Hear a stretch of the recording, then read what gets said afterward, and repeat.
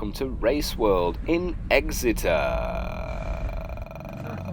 I'm Dan from Karting Karting. I'm travelling the UK at the minute, visiting all the UK kart tracks. Lucky me. And at the minute, I'm in the southwest, and I thought I'd stop by to Raceworld in Exeter. And yeah, it's a nice track. It's a small /medium-ish indoor kart track, and I've got to say that it's the first indoor kart track that I've seen with trees on inside. Look at all these trees, like palm trees everywhere. It's not too bad. It's something different, isn't it? And I think it makes it. I noticed it straight away as soon as I walked out. I thought, bloody hell, what trees inside? But no, it looks great. I think it looks cool. The quality of the track. Just look at the curbs that you've got. The red and white paint. Everything's in place. It really is a nice track. The barriers, not my driving there, caught me off guard. First and second corner, I didn't realise, but it's not one of them tracks that's got loads of grip. It kind of, I got a hell of a lot of oversteer, and that's about it. But it's not a bad thing, you just got to learn the track, haven't you? I were only on with two other people. This guy in front of me was only a kid. He was like 12 years old, I don't know. And I don't know, I thought I'd take it easy because I really didn't want to hurt him. There we do a Max Verstappen on Hamilton, and we're away. So it takes a while to get used to the track, I think. And these karts, by the way, anyone is used to racing on Sodi karts or Biz karts, which is, I'd say it's pretty much standard in the UK. Wherever you go, the rental tracks, the karts that you get, chances are they're going to be either a Biz kart or they're going to be a Sodi kart. I think they're the two most popular ones. But these are called Remos or Remos, however you want to pronounce it. I don't know. English, Remo, whatever. These are Remos, and they were pretty nice to drive, to be honest. The only difference is really the German made, Sodi are French and Biz are British, and they're nice to drive, quite nice to drive. They didn't feel battered. They didn't feel like nothing was wrong with my car whatsoever. It felt like it were up to the task of driving around this track. And it is a nice car.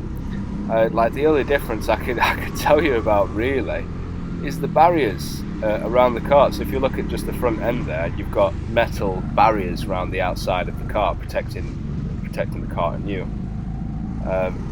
Pretty much every time you go to a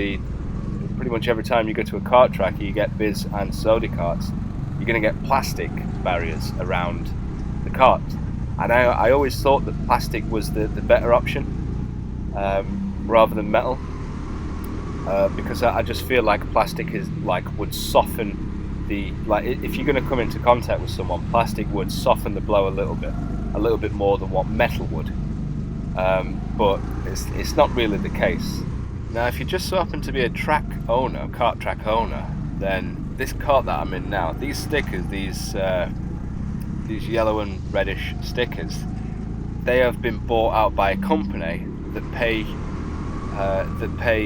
Raceworld £3,000 every year, and what they get in return, the companies, is to have on each kart to have their stickers and to have their branding on each kart. And I think that's pretty cool. That's a really nice way of making a little bit extra money for the kart track. I mean, like the main income for a kart track is to get people to come in through the front door and pay to go on the karts. And another form of advertising with Raceworld is on the start-finish straight. You've got this big, what would you call it? This big advertisement board on the start-finish straight. Phoenix Tools. They pay a certain amount, and they must get a lot back. They must get a lot of business. It works both ways. Raceworld are after some income, and Phoenix Tools want to put the name out there.